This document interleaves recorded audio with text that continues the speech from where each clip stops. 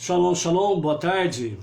Hoje nós estamos no dia 21 do mês de dezembro do ano 2020 e pelo calendário judaico nós estamos no dia 6 do mês de Tevet do ano 5781.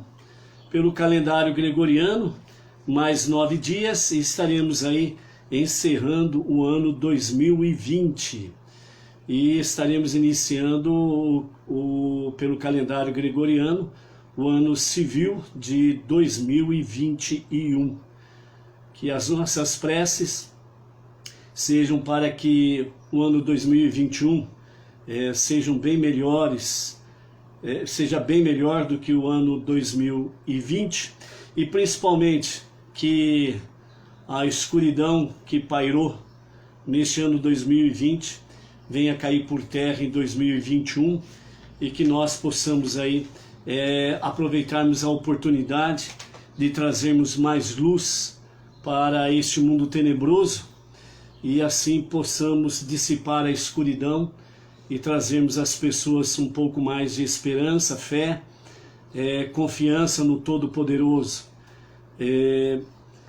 Quando o tempo está em caos, esse é o tempo, é a oportunidade que a luz tem para se manifestar. Quando realmente as pessoas estão sem esperança, desesperadas, estão em conflitos, estão em pavor, terror, medo e estão encurraladas, é o tempo propício para mostrar às pessoas onde está a verdadeira liberdade, a verdadeira esperança, onde está a verdadeira luz, onde que está realmente a vida e não a morte. E esse é o nosso tempo, junto com os judeus ombro a ombro, trazermos realmente a luz, a esperança, o amor, trazer a vida, a beleza da vida. Como diz o próprio rei David, num dos seus salmos, né? Que eu possa sentir novamente a alegria da tua salvação. Esse é o nosso tempo de mostrar realmente às pessoas que há um só Deus e há um só Salvador, e é que é nele que está realmente a nossa esperança. Como Deus, de trazer suas bênçãos, proteção, segurança, a sua destra misericordiosa para nos proteger de todos os males e perigos. Como Deus e Salvador, termos essa oportunidade de levarmos essa esperança para o mundo que está aí, através dessa tal de pandemia, estão cada vez mais perdendo a esperança e cada vez mais achando que estão num beco sem saída. E por isso é um momento oportuno de mostrar às pessoas que há uma saída sim, e que essa saída está no Deus dos 5 primeiros livros da Bíblia, aquele que é, aquele que sempre existiu e aquele que permanece como o grande eu sou que ele é por toda a eternidade, aquele que não tem princípio e nem fim, aquele que é verdadeiramente a luz, aquele que mostra para cada um de nós aonde temos justiça, shalom, paz, onde temos segurança e onde podemos viver realmente com a verdadeira alegria da sua salvação. Por isso, vamos recarregar as nossas baterias, vamos recarregar realmente toda a nossa energia, toda a nossa confiança, e que nós, conectados com a centelha divina que há em nós, possamos estar conectados com o Ein Sof, o infinito, o todo-poderoso, e dessa forma possamos estarmos sendo aí para as pessoas esta luz, como nós podemos ver aí, né? Que nós sejamos verdadeiros emissários do Todo-Poderoso para levar realmente essa única e verdadeira esperança, essa única e verdadeira salvação, que em tudo nós possamos exaltar o Eterno em nossas vidas e através das nossas vidas. Amém? Vamos para as nossas 2 gotas de sabedoria em A Tarde com a Torá. A primeira gota de sabedoria do nosso Rebbe Menachem Mendel. Ele nos fala aqui sobre uma questão de um conselho que ele deu a uma mãe. E esta mãe, ela escreveu ao Rebbe, né, foi se aconselhar com ele e disse a ele, uma mãe que se aconselhou com o Rebbe a respeito de tornar-se datilógrafa para complementar a renda familiar. Então, o Rebbe respondeu para ela da seguinte forma: não se torne datilógrafa, você é mãe.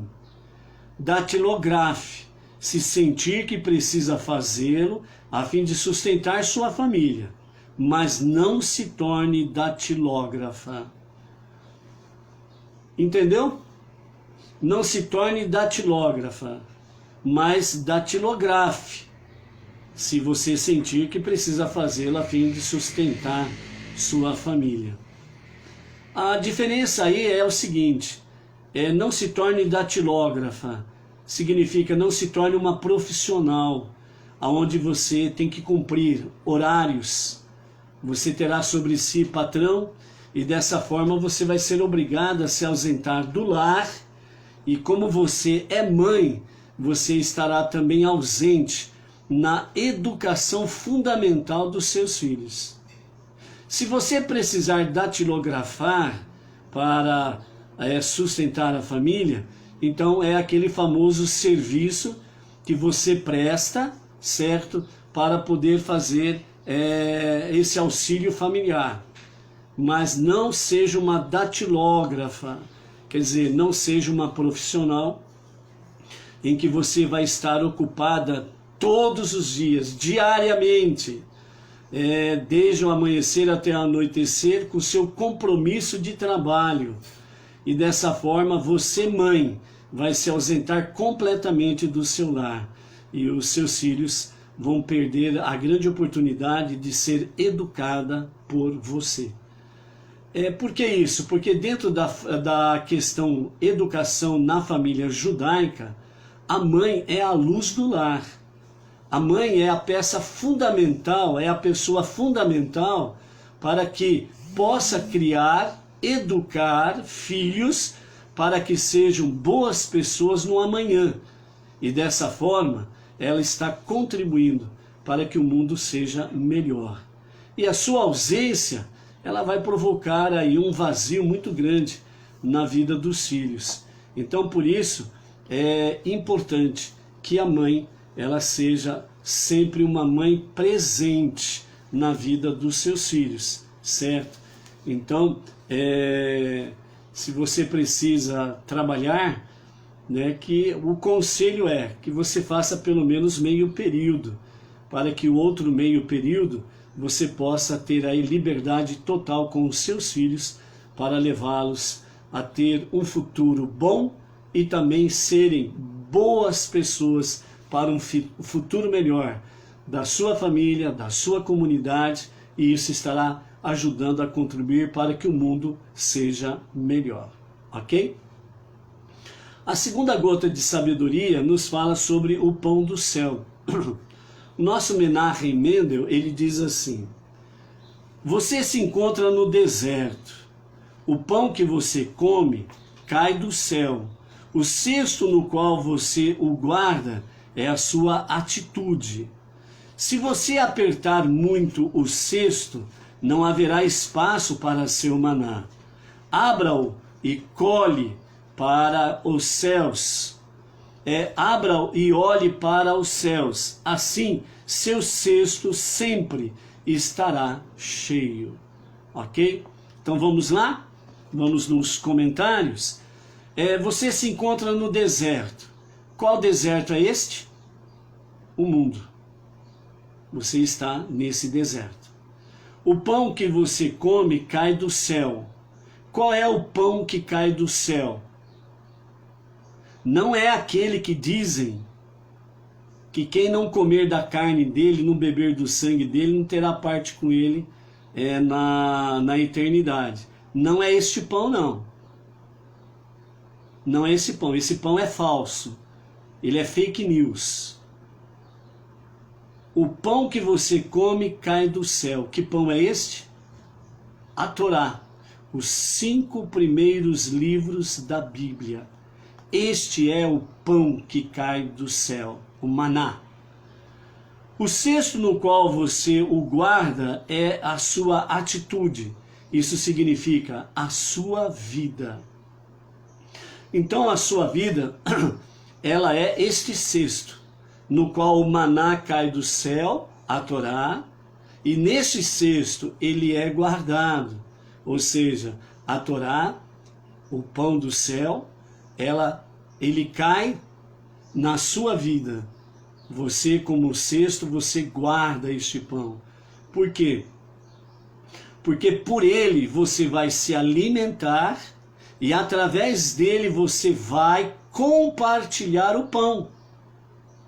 Ou seja, ao compartilhar este pão, a Torá, os 5 primeiros livros da Bíblia, você estará compartilhando a verdade real, a única verdade, que está nos 5 primeiros livros da Bíblia.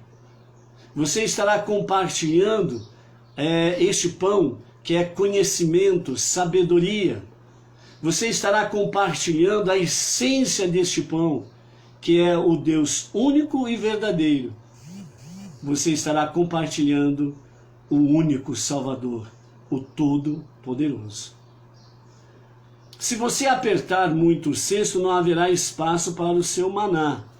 O que significa você apertar muito o cesto e não haverá lugar para o maná? Ou seja, vamos lá. Se não houver lugar para o maná, significa que o seu cesto está cheio de outras coisas. Vamos traduzir mais profundamente.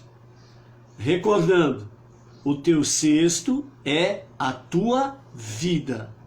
Você é este cesto. E, portanto, o pão que cai do céu, a Torá, ela precisa estar, o pão que cai do céu, a Torá, precisa encontrar espaço na tua vida para que ele seja armazenado. Se você apertar muito o cesto, não haverá espaço para o seu maná. Então, portanto, traduzindo, significa que se você encher a tua vida com coisas profanas, se você encher a sua vida com coisas seculares e você ficar obcecado por elas, o maná cai, mas ele não encontra espaço na tua vida. Porque o Eterno, ele coloca esse pão que cai do céu constantemente para cada um de nós. Nunca vai faltar o pão diário que Deus nos dá, a Torá. E se a hora que cai esse pão não tem lugar na tua vida, então você perdeu uma oportunidade muito especial. Então, se você apertar muito o cesto, não haverá espaço para o seu maná. Esvazie-se de você mesmo, do seu eu, do seu ego, do seu egocentrismo.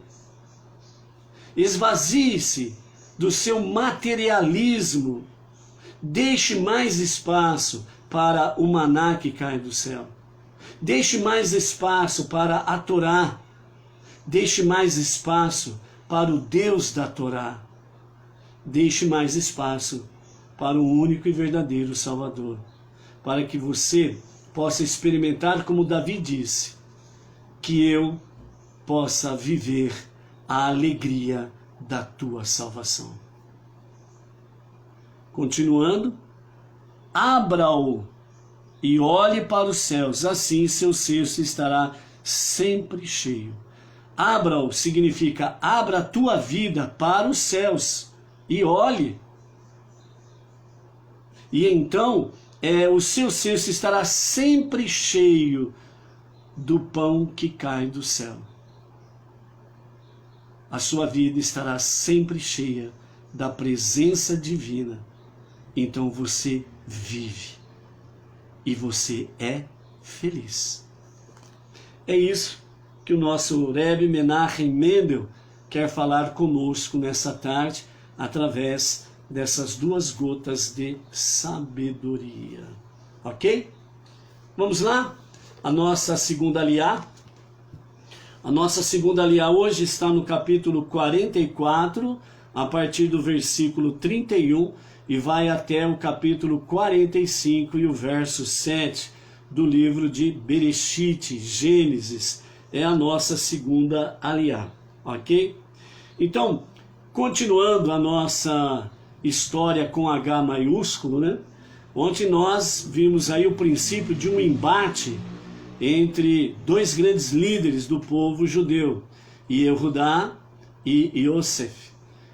Dessa forma, nós encontramos aqui na realidade duas ideologias, duas escolas, onde nós vemos aí o princípio de cada uma delas no sentido de disseminar, levar em frente, avante, levarmos às pessoas a consciência divina, a presença divina que é uma realidade, e levar às pessoas que nós temos uma missão suprema para cumprirmos aqui, e essa missão suprema é transformar o mundo no lar de Deus, certo?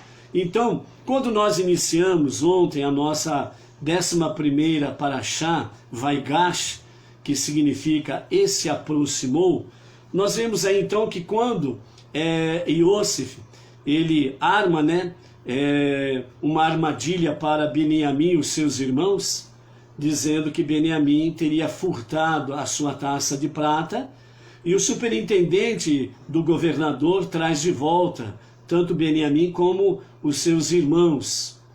E nesse momento, Yehudá, diante da situação que estava ali em jogo,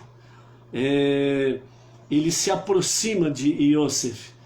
E ao se aproximar do governador, ele vai, a princípio, ele vai implorar, pedir, por favor, para que o governador ele venha reconsiderar a sua decisão e permita com que Beniamim, junto com seus irmãos, voltem para a casa do pai Yaakov, e ele, Yehudá, ficaria então como escravo até a morte para com o governador e para com o Egito. Mas antes de Yehudá tomar essa decisão, ele vê realmente que existem dois caminhos a seguir a partir do momento que o superintendente ele vem abordar, né, a sua caravana, encontra a taça no fardo de Beniamim e eles retornam para o Egito. Então, Yehudá, ele viu que diante dele tinha dois caminhos. Primeiro, ou ele ficaria como escravo do governador, e Beniamim e os seus irmãos retornam para casa, e caso contrário, o governador não aceitasse essa sua proposta, então o segundo caminho, destruiriam o Egito. Matariam o governador e os seus exércitos tranquilamente. Então, quando eles chegam à presença do governador, nós vimos na aliá de ontem, então Yehudá se aproxima do governador sem saber que era o seu irmão, e ele começa então a pedir, por favor, para que Beniamim seja liberado junto com seus irmãos para retornar à casa de seu pai. E assim ele diz: eu me coloco como vosso escravo até a morte.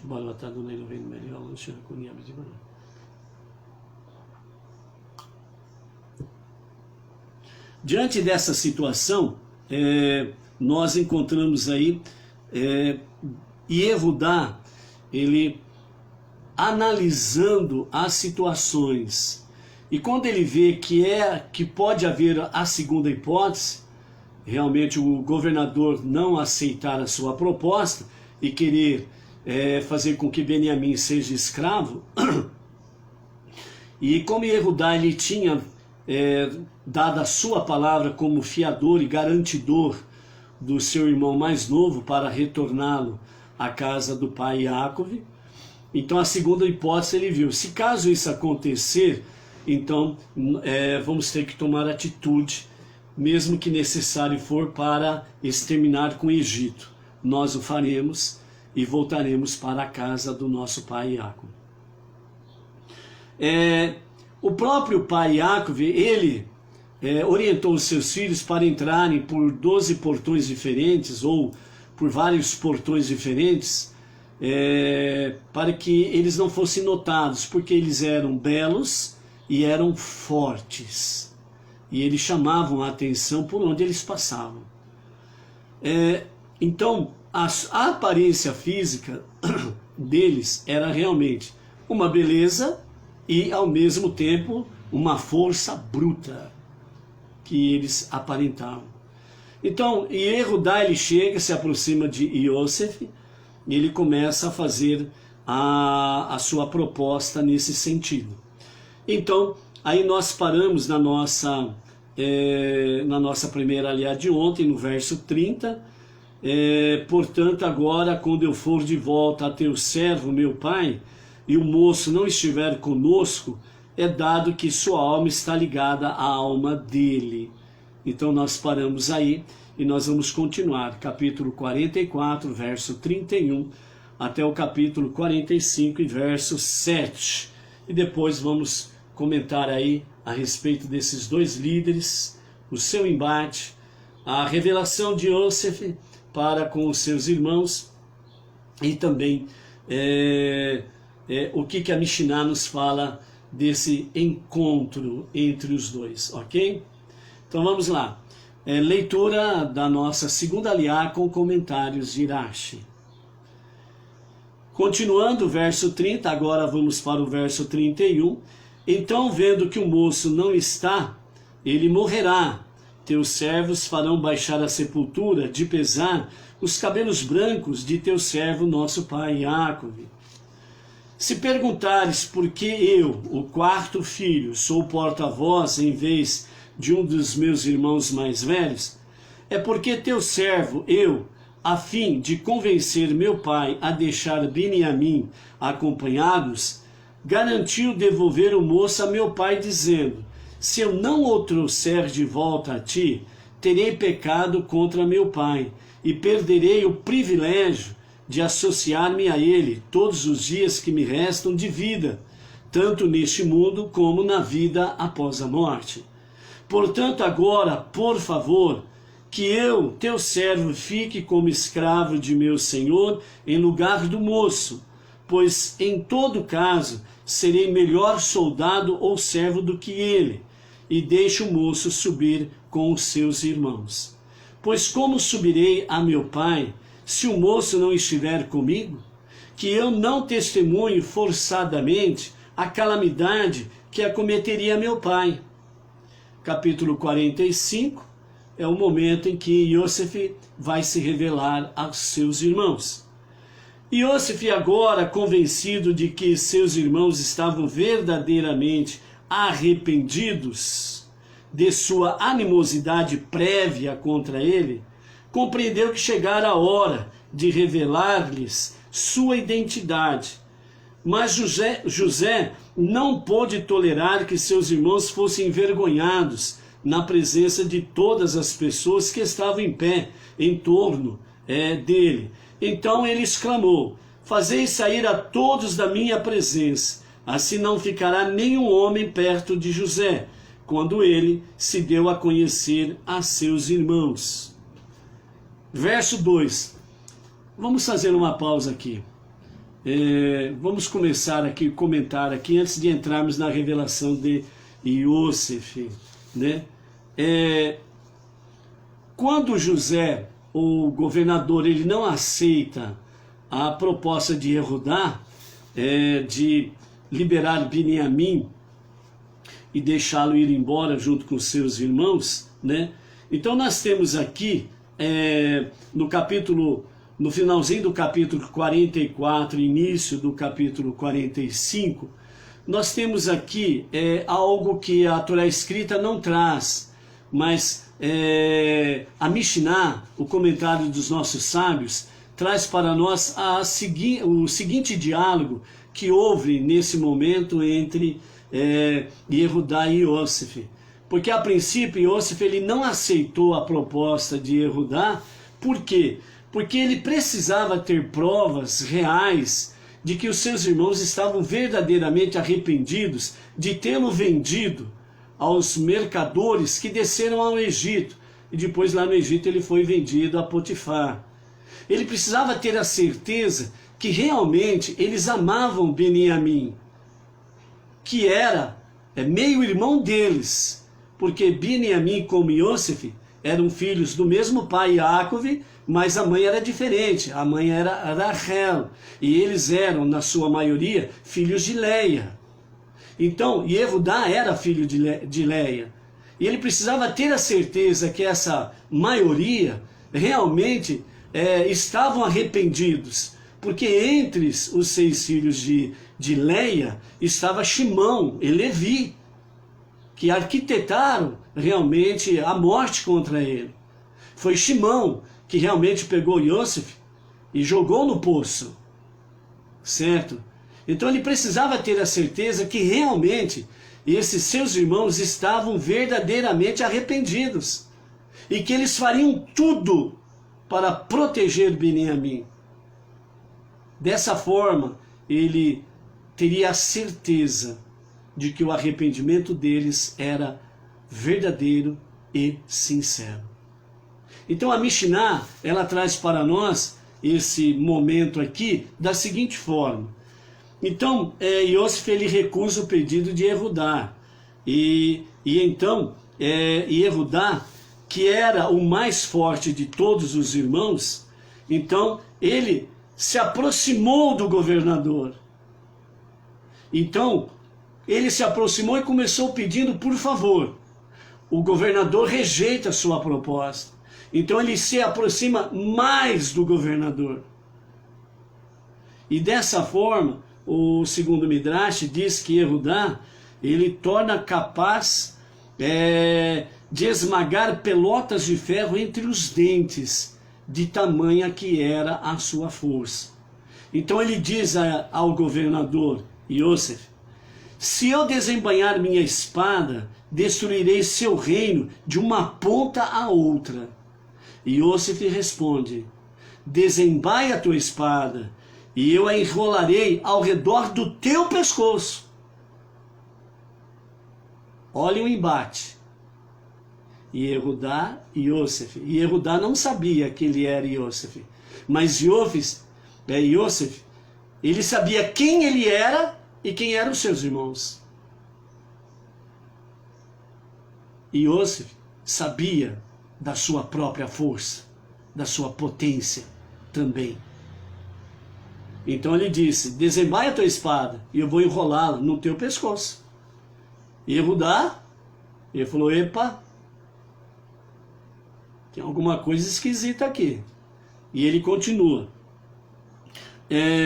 Então Yehudá agora ele diz para Yosef: se eu abrir minha boca, engolir-te-ei. E Yosef respondeu: abra a tua boca, e eu vou tapá-la com uma grande pedra. Yehudá volta-se aos seus irmãos e diz a eles: toquem fogo na terra inteira, deixando-a devastadora. Não poupe nada, não poupe ninguém. Arrase a terra do Egito e os seus ocupantes.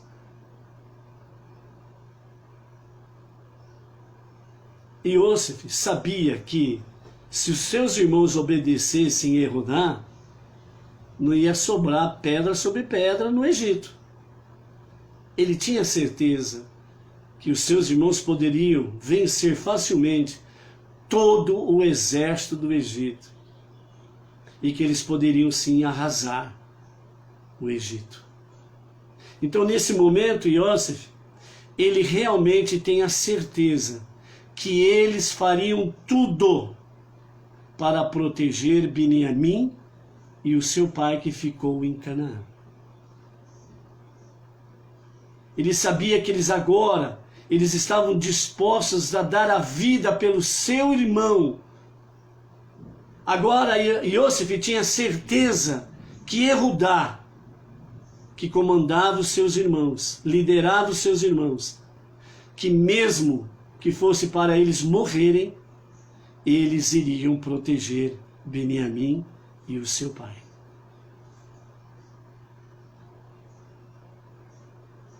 Iosef teve a certeza que agora sim, com atitude, com gestos, com palavras, porque judaísmo é ação, não é aquele negócio que outra religião prega por aí, dizendo que você não precisa fazer nada, ele já fez tudo por você, pode ficar sossegado, você não precisa fazer mais nada. Não. A verdadeira religião que Deus se revelou no Monte Sinai e outorgou a Moshe e ao povo judeu os 5 primeiros livros da Bíblia e todos os mandamentos, sempre foi, sempre é e sempre será ação, atitude. Por isso que o Rebbe disse na nossa gota de sabedoria que o teu cesto é a tua atitude, é a tua ação. Ou seja, o cesto é a nossa vida. Isso significa que a nossa vida precisa ter atitude, precisa ter ação. Por exemplo, tem pessoas que de forma desapercebida, por falta de conhecimento, por não ler e estudar as sagradas letras, ou porque vai no embalo de certos líderes por aí, né?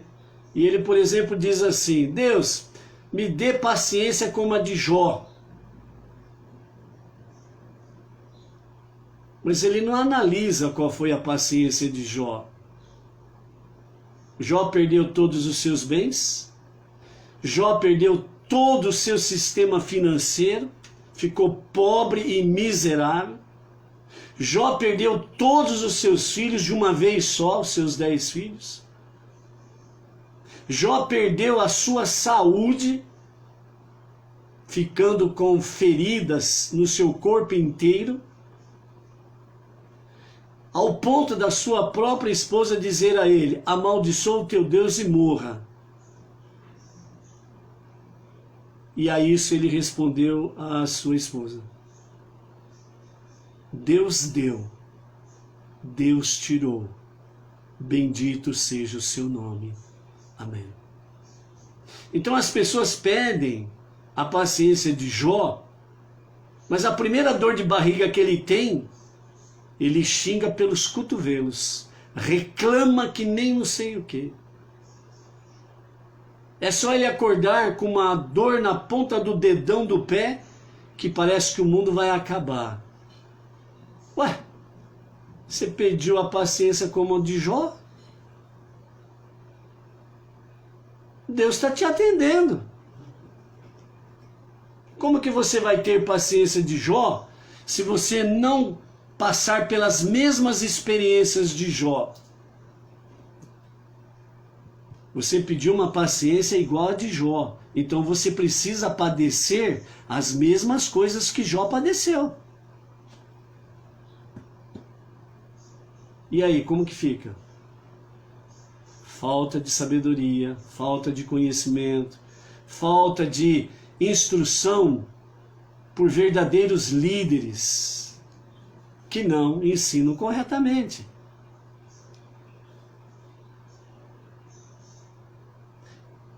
Iosef viu que Erudá, ele teve palavra e atitude, ação. Palavras sem ação, palavras sem atitude, não significa nada. Muito pelo contrário. você vai acabar sendo conhecido como um falastrão. Você vai ficar conhecido como um mentiroso. Por isso, as nossas atitudes, as nossas ações, elas precisam primeiro falar, antes de você dizer alguma coisa. Quando Yehudá ele se aproximou do governador, para ele governador, quando ele se aproximou, ele tomou atitude antes de falar. Quando ele se aproximou de Yosef, ele tomou uma atitude, ele tomou uma decisão. Vou até as últimas consequências. Mas ninguém vai tocar no meu irmão Beniamim, não. Agora, Beniamim não era meio irmão, era irmão. Plenamente irmão. 100% irmão. Ou seja, Yehudá, junto com seus irmãos, aprenderam a não fazer acepção de pessoas. Somos um na mesma fé, então nós somos uma família. Precisamos ajudar um ao outro. Precisamos proteger um ao outro. Precisamos socorrer um ao outro. Foi isso que Yehudá mostrou com a sua ação, atitude. Quando ele se aproxima do governador para ele, governador, ele estava disposto a tudo, mesmo que viesse morrer. Mas no meu irmão Beniamim, você não vai tocar, não. Por isso, amados, nós temos aqui duas grandes lideranças. Yehudá,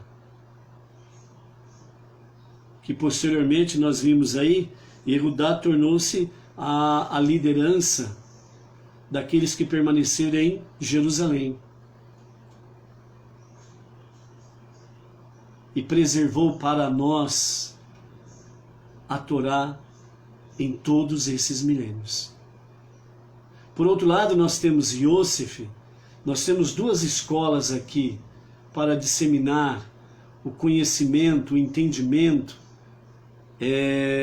da consciência divina, que há um só Deus e um só Salvador. E que a missão suprema Ele confiou a nós de tornar este mundo o seu lar e não destruir esse mundo, como alguns pregam por aí, ensinam por aí, que esse mundo vai se enrolar como um pergaminho e puf, e que vai cair, né, do céu, né, que vai cair não sei da onde, um novo céu e uma nova terra. Não, é aqui nessa terra. Com o advento de Mashiach, com a revelação, a manifestação de Mashiach, vamos entrar na época da redenção, onde o mundo vai ser corrigido e vai ser estabelecido a vontade suprema do Todo-Poderoso. Então nós temos aqui as duas escolas, duas lideranças, e Yehudá mais retraído para dentro de si mesmo, que é exatamente a questão da ortodoxia do povo judeu em preservar a Torá e estar envolvidos mais em si mesmos. E a liderança de Yosef, usar o mundo, a cultura, usar realmente aquilo que está diante, se envolver com o mundo para poder falar, anunciar e disseminar o conhecimento do único e verdadeiro Deus. Mas aí os nossos sábios dizem o grande perigo que há nas duas escolas, aquela que se retrai e o conhecimento não vai à frente, e a segunda escola de Yosef, aquele que vai à frente e anuncia, mas corre o grande perigo de ser, como que se diz, de ser assimilado, seduzido por aquilo que o mundo tem e acaba perdendo a sua identidade. E foi o que aconteceu com as 10 tribos perdidas ao serem assimilados pelas nações, perderam a sua identidade e perderam as suas raízes. E agora, pela graça bendita de Hashem, Yehudá se revela trazendo realmente a consciência divina no mundo.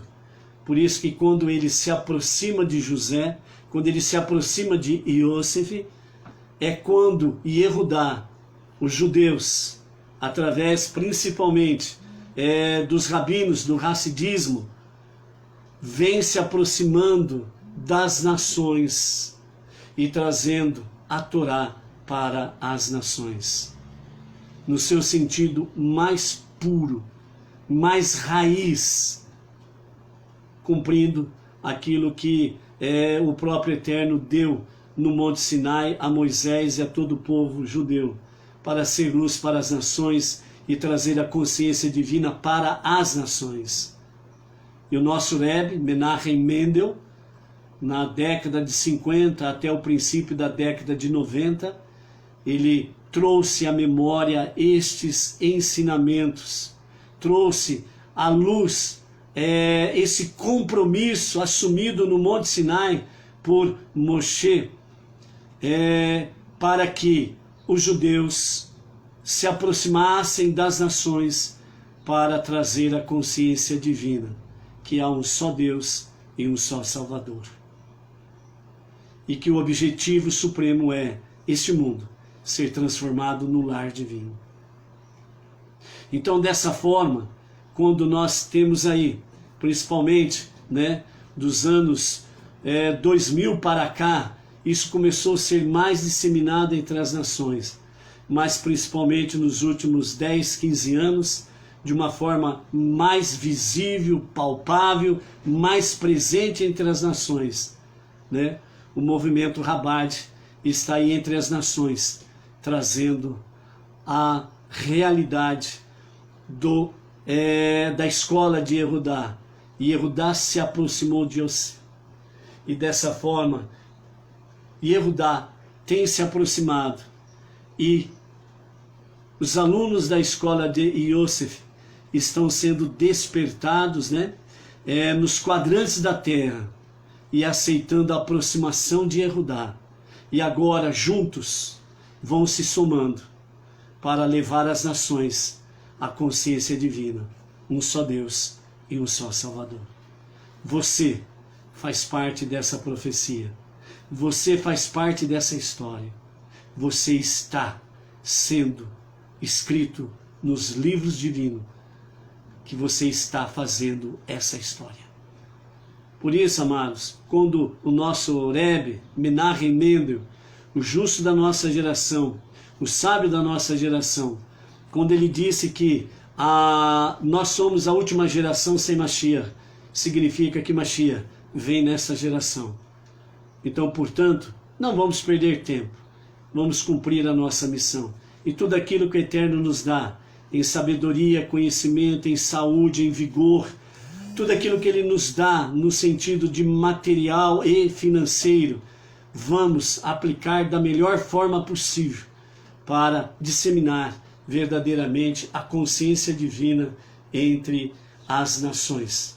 Por isso, como vimos aí no conselho do Rebbe, no dia de ontem, coloque, aceite, convide o Eterno para ser o sócio nos teus negócios.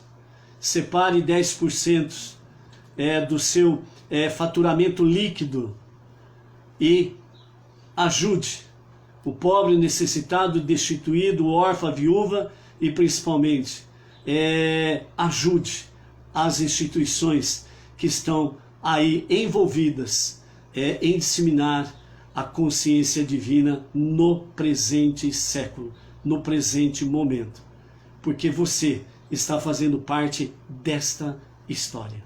Amém? Voltando, nos dias de Yehudá e Yosef, certo? Então nós vimos aí o embate entre os dois irmãos, sendo que Yehudá não sabia que o governador era o seu irmão. Então, nesse momento, nós vemos aí que Iosif, ele vai se revelar aos seus irmãos. Então vamos voltar à leitura com os comentários de Irache, capítulo 45, a partir do verso 1, e vamos até o verso 7.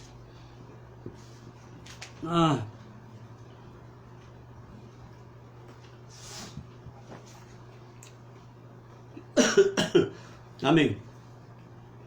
Então, Iosif revela a sua identidade. Então agora, ele estava convencido de que seus irmãos estavam verdadeiramente arrependidos e de sua animosidade prévia contra ele. Compreendeu que chegara a hora de revelar-lhes sua identidade. Mas José não pôde tolerar que seus irmãos fossem envergonhados na presença de todas as pessoas que estavam em pé em torno dele. E então ele exclamou: fazei sair todos da minha presença. Assim não ficara nenhum homem perto de Iosif, quando ele se deu a conhecer a seus irmãos. Ele rompeu em choro, e chorou muito, mas muito alto. Os egípcios escutaram, e todo membro da casa de Faraó escutou. Imaginem a dimensão do choro de Iosif. Todo o Egito escutou. Até na casa do Faraó se fez ouvir o choro de Iosif. Ou seja, amados, os filhos de Jacob não era nada fraco, não. Não era insignificante, não. Quando Yehudá disse que vamos exterminar com o Egito, só eles 11, certo? Significava que eles simplesmente não tinha ninguém páreo para eles. Por quê? Por causa da força física deles? Faz parte, mas não era tudo. Por causa do seu conhecimento da Torá? Faz parte, mas não era tudo. Porque eles tinham convicção da sua fé? Faz parte, mas não era tudo. Por que não era tudo? Porque um só é tudo. O resto, soma-se com ele. Por isso que se diz, Deus é tudo. Tudo é Deus. Ou seja, eles sabiam que se eles se colocassem em batalha, o Todo-Poderoso não os deixaria sozinhos. O Todo-Poderoso estaria com eles nessa empreitada. E os deuses do Egito, insignificantes.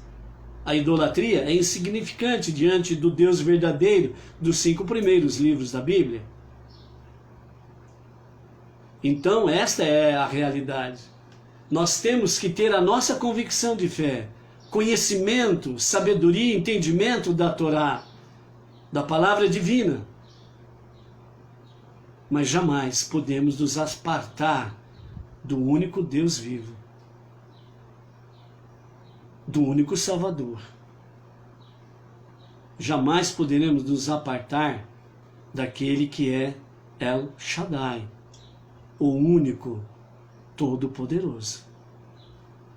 Então, por isso, eles não estavam confiados na sua força, mas eles estavam confiados na força divina que estariam com eles. Então, o choro de Iosif alcançou todo o Egito, inclusive a casa do Faraó. E então, verso 3, capítulo 45, verso 3, José disse a seus irmãos em hebraico: eu sou Iosif. Eu sou Iosif. Ani Iosif. A quem destes por morto, porque não pudesses encontrar-me. Como estou vivo, meu pai certamente não foi capaz de parar de angustiar-se por mim nos últimos 22 anos. O que teria acontecido se ele tivesse enlutado por alguém que de fato houvesse morrido? Ou seja, quando uma pessoa realmente morre, os enlutados têm um período de luto mas são confortados e a vida continua.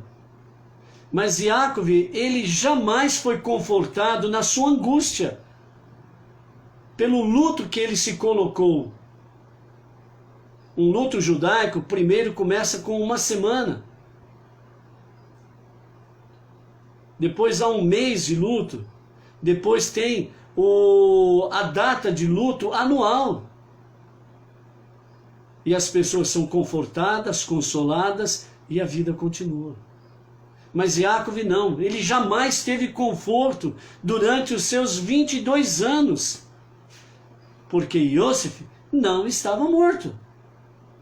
E a sua angústia foi, durante 22 anos, uma realidade, porque ele estava vivo.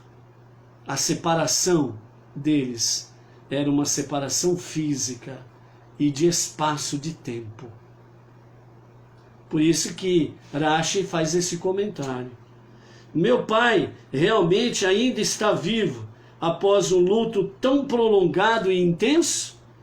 Se assim for, isso seguramente é um milagre. Mas agora, não vos aflijais mais, não vos aflijais, nem vos repreendais por me terdes vendido como escravo. Aqui, pois, afinal, foi para que eu pudesse suprir vossas necessidades, que Deus me enviou antes de vós. Pois já faz 2 anos que há fome na terra, e ainda virão mais 5 anos, nos quais não haverá cultivo nem colheita. Porém, Deus enviou-me antes de vós para assegurar vossa sobrevivência na terra e para sustentar-vos com um ato de grande salvação. E aqui nós encerramos a nossa segunda aliá. Como vão reagir os irmãos agora? Como que Yosef vai reagir com relação a eles? E o faraó, a partir do momento que ficar sabendo que os irmãos de Yosef estão no Egito, o que ele vai fazer? Vai mandar prender todo mundo?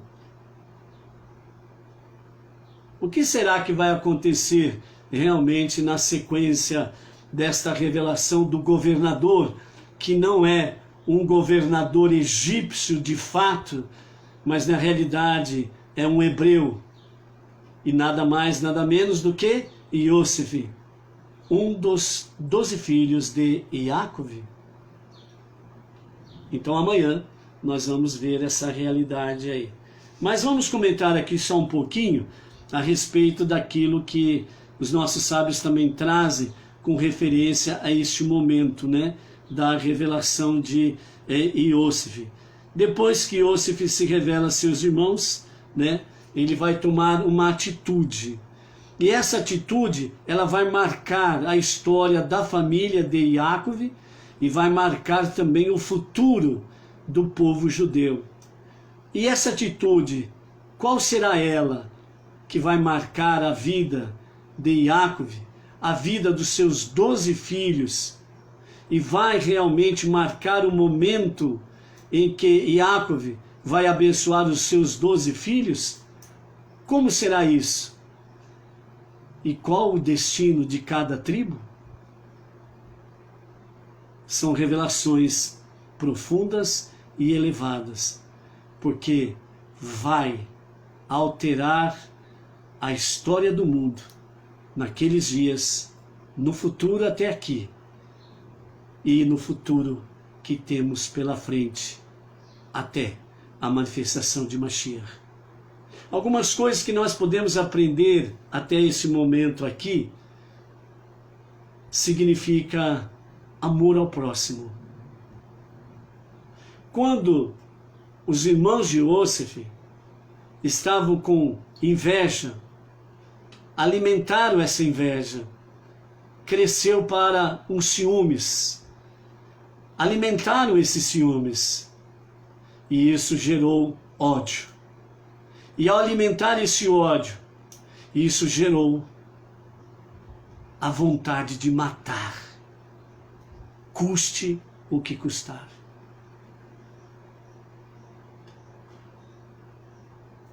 matar o próximo vem através de um ódio. Um ódio que foi alimentado. Não aconteceu por acaso. Não foi de surpresa. Nós estamos falando da morte em que a pessoa faz por vontade. Aquilo que é chamado de crime doloso. A pessoa alimenta, sustenta, planeja e executa.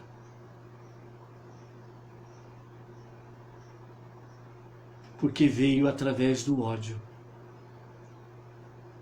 E enquanto eles estavam nesse sentimento, eles tentaram. Reuven foi o primeiro a dizer: não vamos manchar as nossas mãos com o sangue do nosso irmão. Vamos jogá-lo no poço. Depois vamos ver o que fazemos. A intenção de Reuven, o primogênito, era que quando seus irmãos se afastassem do poço, ele fosse lá, pegaria o seu irmão e o levaria de volta a seu pai. Mas ele não disse para ninguém do seu plano. E os seus irmãos ali ficaram, e ele foi embora, ele foi fazer o seu jejum, foi fazer as suas preces. Mas ali ficaram os seus outros irmãos e Yehudá entre eles. E Yehudá, enquanto estava com eles, ele estava pensando, ele estava planejando como tirar Iosif das mãos de Shimão e Levi, que já tinha influenciado os demais para que realmente ele fosse morto. E então, por providência divina, vai passando uma caravana de mercadores.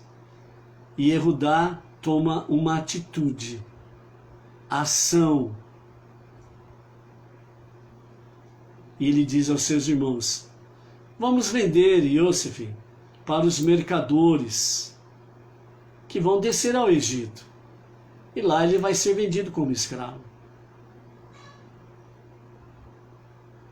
Foi cruel o que Yehudá fez? Foi. Mas mais cruel seria deixá-lo ali para morrer entre cobras e escorpiões. Então, mesmo dessa forma, Yehudá quis livrar o seu irmão de cobras e escorpiões. E os seus irmãos aceitaram, e ele foi vendido e foi levado ao Egito Baixo, e ali ficou como escravo. Mas Yehudá não deixou entre cobras e escorpiões. O que nós podemos aprender disto é que um mundo em que pessoas, vimos aqui a nossa gota de sabedoria, você está nesse deserto, você está nesse poço, entre cobras e escorpiões. As pessoas que não estão no teu mesmo nível espiritual de fé, estão como cobras e escorpiões entre você. E você precisa ter essa experiência de Yehudá e procurar ajudar o seu próximo. Porque o seu próximo, mesmo que não tenha o mesmo nível espiritual que você, ele também está nesse mundo, nesse deserto, e ele está também no meio deste lugar, num poço vazio, onde tem cobras e escorpiões, que querem o pior para ele. E você precisa pôr em ação o verdadeiro amor ao próximo e levar esta luz, esse conhecimento, essa sabedoria, a qual nós recebemos dos nossos irmãos mais velhos, os judeus. No nosso caso específico, através do nosso Rav Yaakov Geranstadit. Há outros rabinos por aí, no mesmo nível? Lógico que há. Por isso que eu sempre falo, no nosso caso, porque nós estamos ligados ao nosso Rav Yaakov Geranstadit, Beit Chabad, Brooklyn, São Paulo. É o nosso rabino do Chabad, é o nosso rabino do Hassidismo. Então, no nosso caso específico, é o nosso rabino. é o nosso Yehudá.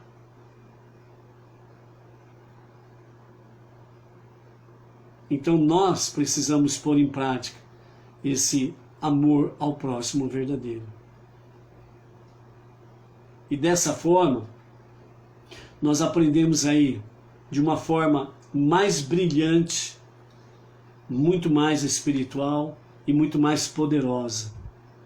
Quando Yosef viu que Yehudá e os seus irmãos estavam verdadeiramente arrependidos, eles fizeram a verdadeira techuvá. E eles estavam dispostos a tudo, até mesmo a morrer se fosse necessário, para poder ajudar, proteger, socorrer o seu irmão Beniamim. Então a pergunta que fica é: você está disposto a tudo para socorrer e ajudar o teu próximo, o teu irmão? Seja ele o teu irmão mais velho, judeus, como o teu irmão não judeu, que está precisando da tua ajuda? Está disposto a tudo? Pelo verdadeiro amor fraternal que está lá em Levítico, ame o teu próximo como a ti mesmo, se não me engano, acho que é 21, capítulo 21, verso 8, se não me falha a memória. Este legado, amar o teu próximo como a si mesmo, esse legado é do povo judeu. Não de um outro aí que de forma fraudulenta tomou posse desse versículo, dizendo que é o tema do seu livro e que é tema deles, e não é. Ame o teu próximo como a ti mesmo é um legado da Torá, os 5 primeiros livros da Bíblia. É um legado do povo judeu, que através dos milênios tem compartilhado isso às nações. E quem está assumindo, aqueles que estão assumindo a fé monoteísta, estão abraçando, junto com os judeus, a fé monoteísta, os 5 primeiros livros da Bíblia, e precisamos viver esse amor verdadeiro ao próximo. Estamos dispostos? Amanhã, às 14 horas, nossa terceira aliá, à tarde com a Torá. Shalom, shalom.